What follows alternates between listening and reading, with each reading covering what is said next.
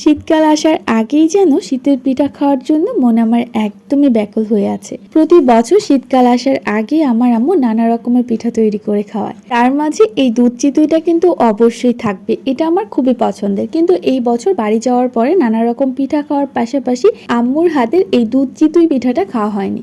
তবে হুট করে খুব বেশি ইচ্ছে হচ্ছিল দুধ চিতই পিঠা খাওয়ার। কিন্তু সবচেয়ে দুঃখজনক ব্যাপার হচ্ছে আমি সব ধরনের পিঠা তৈরি করতে পারলেও চিতই পিঠাটা একদমই পারফেক্ট ভাবে তৈরি করতে পারি না। আর আমার হাতে কেন যেন চিতই পিঠা একদমই ভালো হয় না। তাই ভাবলাম শুধু শুধু বাসায় বানানোর চেষ্টা না করে বাইরে থেকে কিনে নিয়ে আসি। যেহেতু এখন শীতকাল, আর শীতকালে কিন্তু দেখবেন যে কোনো জায়গায় নানা রকমের পিঠা তৈরি করা হচ্ছে।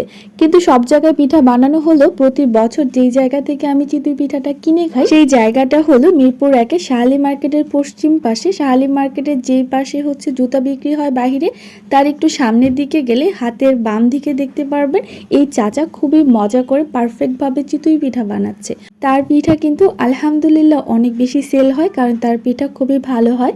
তো সবারটা যেমনই হোক না কেন আমি প্রতি বছর তার কাছ থেকে কিনে নিয়ে আসি যখনই খেতে ইচ্ছে হয়।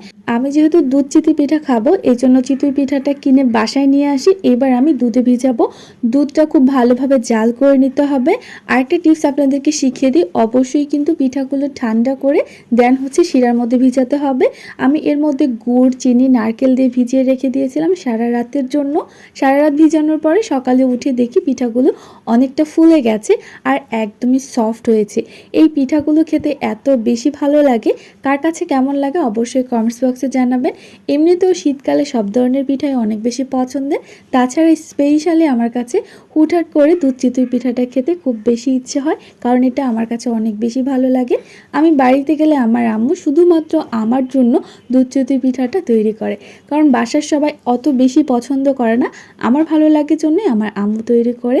তো হুট করে যেহেতু খুব বেশি ইচ্ছেই হচ্ছে, তাই ভাবলাম অল্প কিছু পিঠা এই চাচার থেকে কিনে নিয়ে এসে আমি বাসায় বানিয়ে খেয়ে নিই। তো দেখতেই পাচ্ছেন পিঠাটা কতটা সফট হয়েছে, খেতেও অনেক বেশি মজার ছিল। আজকে এই পর্যন্তই, আল্লাহ হাফেজ।